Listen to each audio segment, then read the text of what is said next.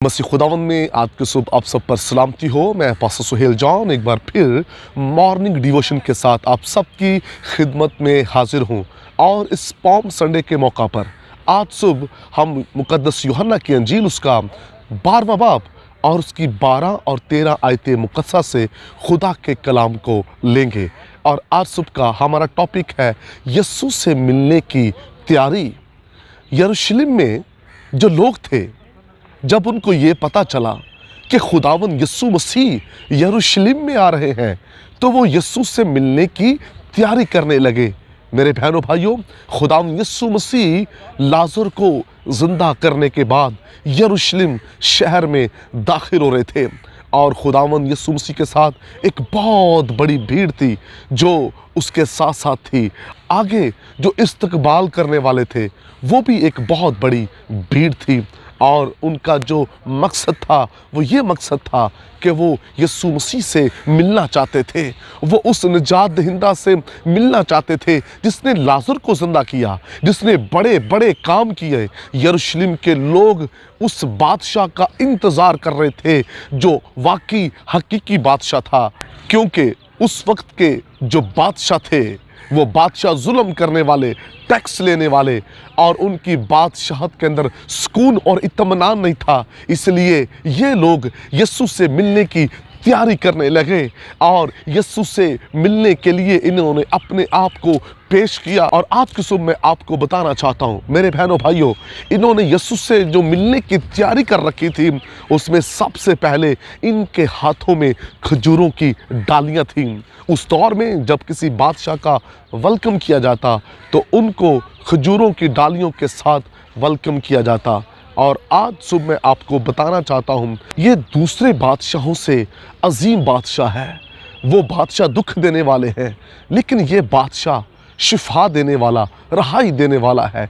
इसलिए उन्होंने खजूरों की डालियां हाथों में पकड़ लीं ताकि वो यीशु मसीह का इस्तकबाल करें, डालियों को लहरा कर अपने शहर में खुदावंद यीशु मसीह का इस्तकबाल कर सकें। और दूसरा जो उनका तैयारी करने का हिस्सा था वो एक खूबसूरत नारा था, हो शाना, हमें नजात दे, हमें रहाई दे। वो रहाई चाहते थे, वो उस जुल्म से जो उन पर हो रहा था, उस जुल्म से वो रहाई पाना चाहते थे। इसलिए उन्होंने नजात के लिए खुदावंद यीशु मसीह को पुकारा। उनका यीशु को मिलने का मकसद ये था कि वो निजात पाएं, वो रहाई पाएं, वो मखलसी पाएं। मेरे बहनों भाइयों, इस पॉम संडे के मौका पर इस बात को याद रखिए, जैसे यीशु यरूशलेम में दाखिल हुआ, ऐसे ही खुदावंद यीशु मसीह आपकी ज़िंदगियों में आना चाहता है। यीशु मसीह ने कहा, मैं दरवाजे पर खड़ा हुआ खटखटाता हूँ।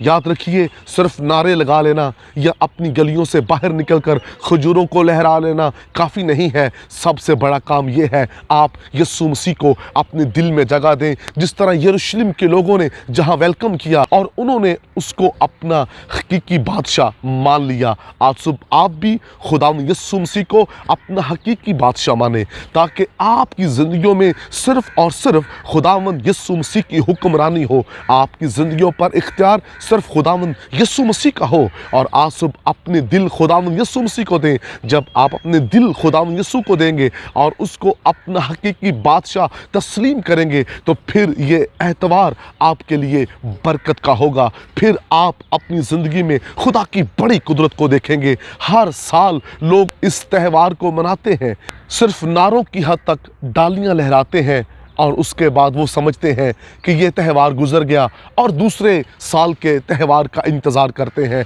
याद रखिए, जो त्यौहार आपको मिल जाए, जो दिन आपको मिल जाए, उसमें आपकी ज़िंदगियों में यीशु की हुक्मरानी हो। आइए आज सुबह खुदावंद यीशु मसीह को अपना हकीकी बादशाह बना लें, क्योंकि वो आपको तसल्ली देने की कुदरत रखता है, वो आपको निजात देने की कुदरत रखता है। गुनाह की हालत में याद रखिए, हम किसी भी त्यौहार को सेलिब्रेट नहीं कर सकते। अगर आप चाहते हैं ये त्यौहार आपके लिए बरकत का बन जाए, तो अपना दिल यीशु मसीह को दें। जिस तरह यरूशलेम के लोगों ने अपने दिल यीशु मसीह को दे दिए, आज सुबह आप भी अपना दिल दें और आप खुदा की बड़ी बरकत को अपने जीवन में देखेंगे। खुदावंद आपको बरकत दे। मेहरबान आसमानी बाप, मेरी दुआ है आज सुबह, आज के फतह का दिन तेरे लोगों के लिए फतह बन जाए, यीशु नाम में, आमीन।